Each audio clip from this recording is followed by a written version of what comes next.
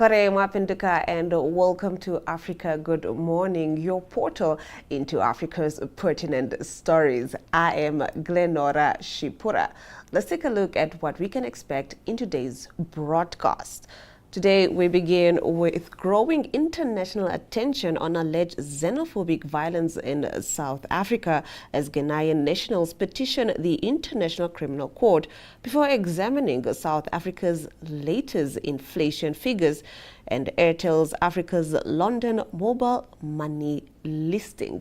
We then turn to football as CAF confirms an expanded 28-team AFCON 2027 and President Patrice Motsepe shares his vision of an African nation becoming FIFA World Cup champions. We conclude with our news videos of the week from Namibia. We will be right back with your top stories on the other side of this. Namibia is a land of movement, with waves that never stop reaching forward. Here, adventure is not something we search for. It is something we are born into. In every corner of this country, creativity rises, from artists, from athletes, from dreamers. And when the world comes to explore Namibia, they discover something extraordinary. Because when sport moves people, creativity moves ideas, and tourism moves the world toward us. Something powerful happens. A platform where movement meets imagination, where industries connect, where opportunity grows, where Namibia's next chapter begins. Welcome to the Creative Sport Tourism Expo. Exhibit, partner, experience. Creative sport tourism.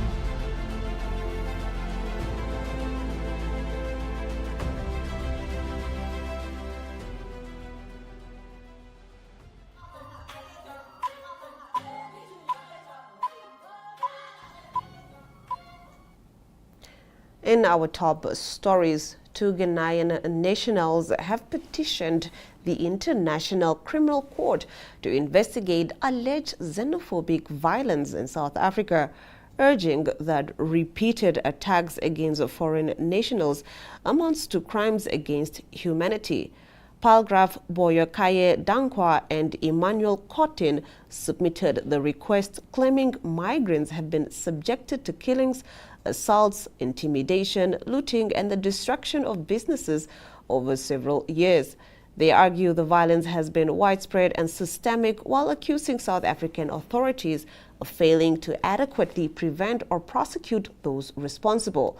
The South African government has rejected the petition, describing it as opportunistic and maintaining that the country's justice system is fully capable of investigating and prosecuting criminal offenses, including hate crimes and xenophobic attacks. Pretoria also insists that South Africa remains committed to upholding the rule of law and protecting everyone living within its borders, regardless of nationality. The ICC will now determine whether the submissions meet the legal threshold required for any further consideration. The development has once again placed xenophobia and migrant safety in South Africa under international scrutiny, while reigniting debate over accountability and justice. Saying with this subject, here is President John Mahama questioning South Africa's response to xenophobic attack, saying authorities aren't acting with the magnitude the crisis demands. It doesn't appear that the South African authorities are responding to the magnitude that one would expect them to do. The persons who are funding these xenophobic attacks are known, and they've been left free to continue to do what they want to do, and so it's become something they are doing with impunity at very high cost to us. We had to charter planes to go to South Africa to evacuate our citizens with We operated 3 charter flights. As the continental body, AU should take an interest in this issue because it has the potential to wreck everything that we have worked for: African solidarity, African integration, and all that. President Ramaphosa sent a delegation to me yesterday. We met with them, and I explained the reason why it was important for us to discuss it. I mean, sometimes these things happen. We want to sweep them under the carpet. But when we do that, we rather do not cure what the problem is. And so I told them, I said, Ghana, we don't harbor any malice against South Africa. But we're raising it as an issue for discussion to even give South Africa the opportunity to take that platform of the continental body and explain what they're doing to the world about the xenophobic attacks. In our next story, South Africa's annual inflation rate climbed to 5% in June, reaching its highest level in 2 years and exceeding market expectations. Statistics South Africa reported that inflation accelerated from 4.5% in May, driven largely by rising transport costs, fuel prices, and increases in the cost of several consumer goods. Core inflation, which excludes more volatile items such as food and energy, also rose above expectations, signaling broader price pressures across the economy. Economists say the latest figures strengthen expectations that the South African Reserve Bank could raise interest rates at its next Monetary Policy Committee meeting as it continues efforts to keep inflation anchored near the midpoint of its target range.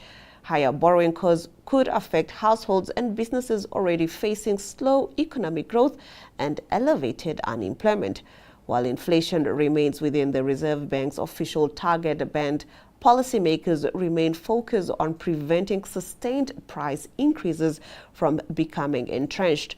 Financial markets are now closely watching upcoming policy decisions as investors assess the outlook for inflation, interest rates, and South Africa's broader economic recovery. Airtel Africa has confirmed that it intends to list its mobile money business on the London Stock Exchange later this year, marking another milestone in the company's strategy to unlock value from one of Africa's fastest growing financial technology platforms. The planned listing follows an earlier delay caused by uncertainty linked to higher energy and logistic costs associated with conflict in the Middle East. Airtel Money has become a major driver of digital financial inclusion across several African markets by providing mobile payments, money transfers, and other financial services to millions of users. The company also released its latest quarterly financial results, reporting growth in both revenue and profit, supported by strong customer demand for telecommunications and digital services. Executives say the proposed listing will strengthen the business by improving access to capital while supporting future expansion across the continent. Investors will closely monitor the flotation as one of the region's most significant fintech developments, highlighting continued confidence in Africa's rapidly expanding digital economy and mobile financial services sector. CAF President Patrice Motsepe has confirmed that the 2027 Africa Cup of Nations will expand from 24 to 28 teams, describing the move as a significant milestone in the growth of African football. The tournament will be jointly hosted by Kenya, Tanzania, and Uganda, marking the first time the competition is staged across East Africa. While concerns remain over the pace of stadium construction and infrastructure upgrades, particularly in Kenya, Motsepe expressed confidence that the three host nations will be ready before kickoff. He said CAF continues to work closely with the respective governments to ensure all hosting requirements are met. The expanded format is expected to provide more African nations with the opportunity to compete on the continent's biggest football stage, while increasing the tournament's commercial appeal and regional impact.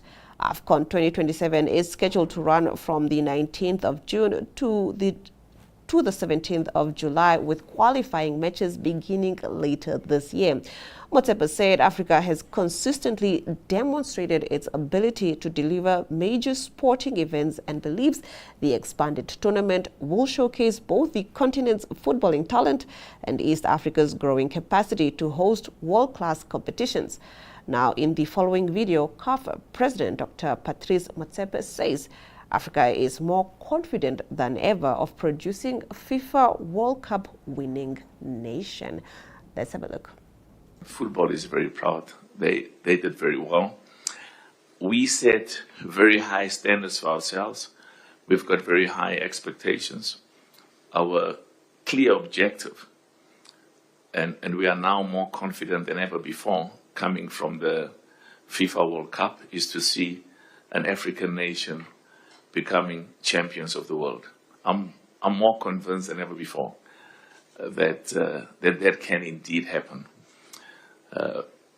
Life doesn't allow for dreams or plans or expectations which are out of touch with reality. You've got to look at the facts at all times, and at the end of the day, I come from a business background, and my shareholders always say to me, where are the dividends? Where are the profits? Where's the money?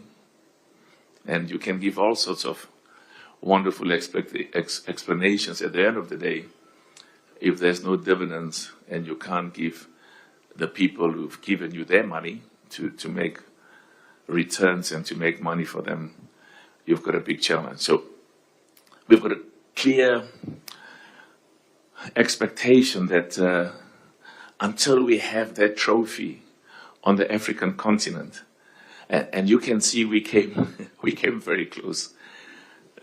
If you look at some of our top national teams, I had the privilege of talking with some of the most experienced, most respected coaches in the world, and sometimes it's important for me to listen more than express my opinions.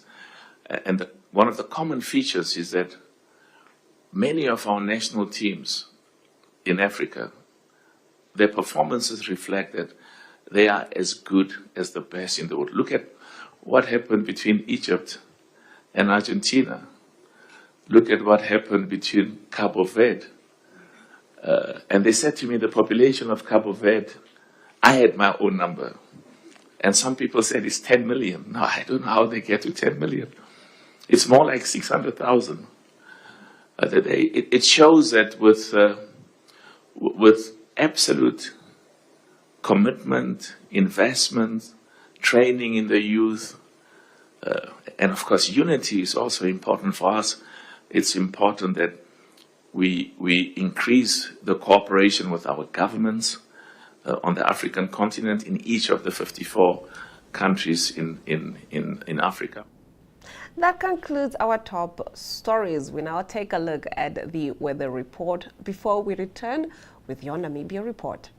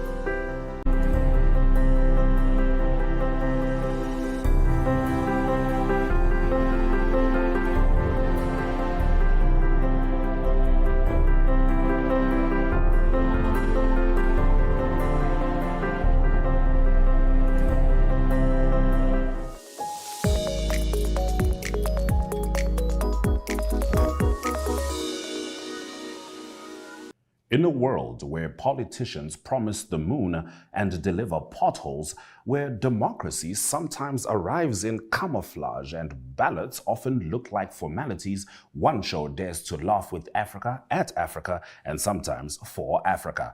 This is Second Take, your weekly dose of political satire with an African soul and a global edge. From coups disguised as press briefings to ministers moonwalking past accountability, we serve the real news with sharper writing. Each week we bring you the TikTok of the week because sometimes the revolution is vertical, and the heartwarming moment of the week to remind us that not everything is burning. We also sit down with the bold, the brilliant, and the brave, voices that question power, stir thought, and spark laughter. Because when the headlines are wild, the leaders are louder, and the truth is lost in translation, we all need a second take.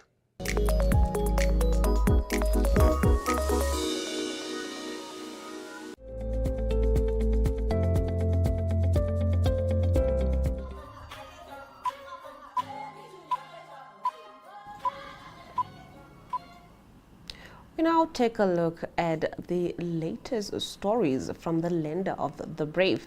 The Ministry of Gender Equality and Child Welfare launched its Namibia Child Care and Protection Statistics Report 2014 to 2023. The report showcases a decade of national data from 14 regions covering child care programs, including adoption, foster care, child justice, psychosocial support, violence against children, vulnerable witnesses services, residential care, and child state grants. Let's have a look. Vulnerability, prevention, response, and access to services. Its value lies not only in the numbers it presents, but in the interventions provided to children in Namibia. This data will help us move from assumption to understanding, from isolated intervention to coordinated planning, and from good intention to measurable impact. Across the world and within our own communities, child protection challenges require strong, rights-based and multi-sectoral responses. Evidence from child protection work consistently shows that children are best served when families are supported, communities are engaged, and institutions work together to prevent harm and respond quickly when protection concerns arise. We therefore recognize and appreciate all those who contributed to the preparation of this report. Most importantly, we acknowledge the children and families whose experiences are reflected in this report. This report should therefore challenge all of us to ask not only what the data tells us, but what we will do differently because of it. As we launch this report, ladies and gentlemen, I urge all stakeholders to use its findings to inform policy, planning, budgeting, advocacy, service delivery, and community engagement. Let us all strengthen coordination, invest in prevention, improve reporting and referral systems, and ensure that every child who needs care and protection can access timely, appropriate, and compassionate support. Let this launch mark the beginning of a deeper collaboration and sustained action.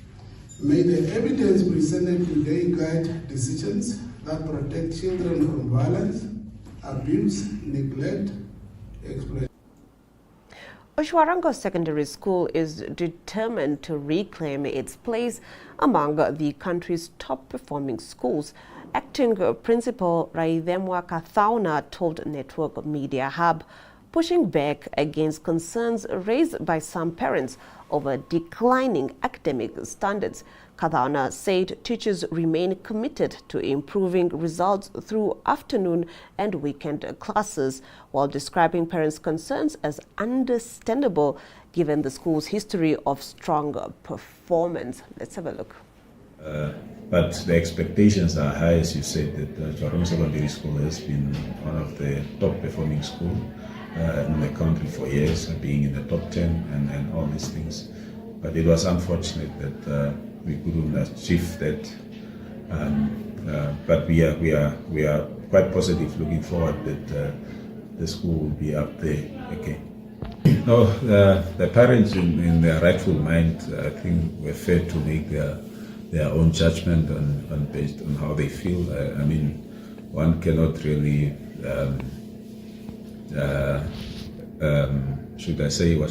one cannot say they were wrong. It's their personal feeling, but that meeting, I think it took place beginning of the year. Mostly it was the Christians that were concerned.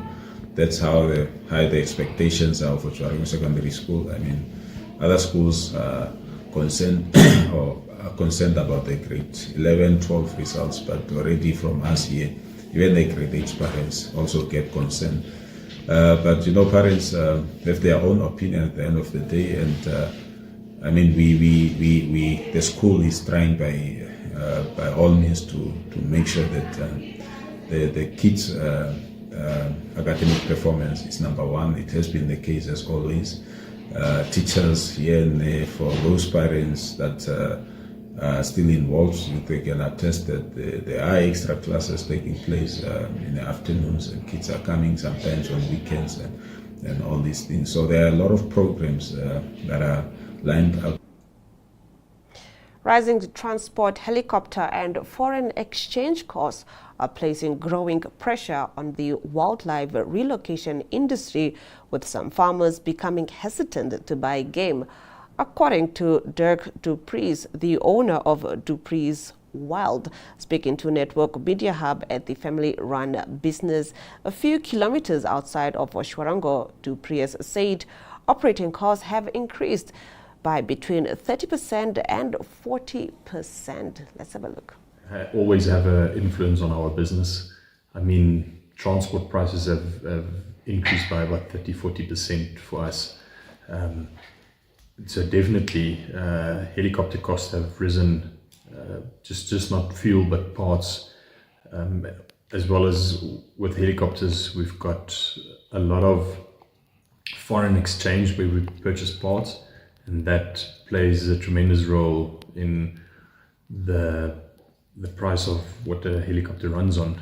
So definitely it has a big impact on us, a negative impact, because all our prices have to go up.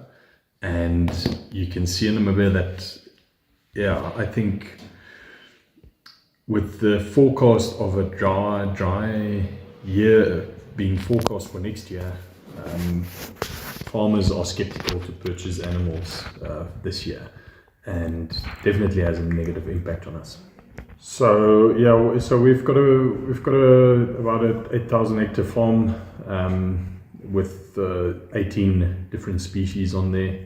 So currently we've got a couple of sable just in front of our office, but yeah, this is one of our breeding herds.